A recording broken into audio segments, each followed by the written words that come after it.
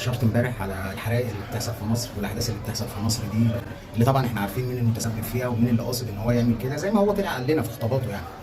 ففي لجان كتير بقى دخلت، لجان امبارح كانت كتير عنده وابتدت تخوف الناس، وفي ناس خافت معرفش ليه، وفي ناس ابتدت تقلق منهم.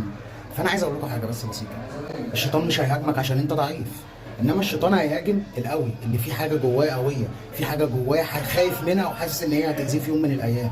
الاحداث اللي بتحصل اكيد احنا مش مستنيين حد يحكي لنا ايه النتيجه وايه السبب ومين السبب في كده، ومش محتاجين برضو حد يقول لنا ايه اللي اتوزع علشان الحرائق دي تحصل. طبعا احنا عارفين باكيتا و1000 جنيه فاهمين، والفلوس بره وكل حاجه بره، وانا ممكن اسافر وعادي يعني، عادي يعني. فالناس بقى ايه اللي جنب بتاعته سابت كل الكلام ده وجت قفشت بقى ايه فيا انا عايز اخرب البلد، اصل انا اخواني. لا دقني دي يا حبيبي انا مربيها موضه يا بابا، مش اخواني والله. والناس اللي خافت من اللجان بجد انتوا ازاي خفتوا يعني من شويه هوا؟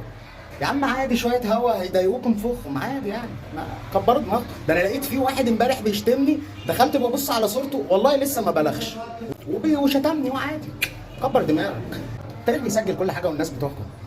هي بس ممكن يكون الواحد فيه حاجه سؤال كده هو اللي محيره شويه، بجد الرجاله اللي بتدافع عنه دي ما بتغيروش؟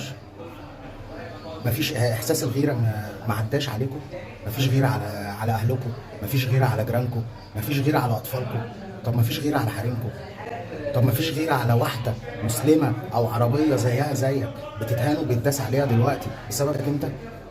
دي بجد مش مقومه نار جواك ومخلياك قاعد بتغلي في نفسك وبتنكد في نفسك كل لحظه؟ لكن انت كل لما عينك تيجي على واحده تحس ان هي هيجي يوم من الايام هيحصل لها كده قدامك وانت هتبقى ساكت؟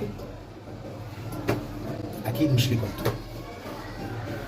لكن لا يا مصر، ما تخافوش من شويه كبردات يا جماعه.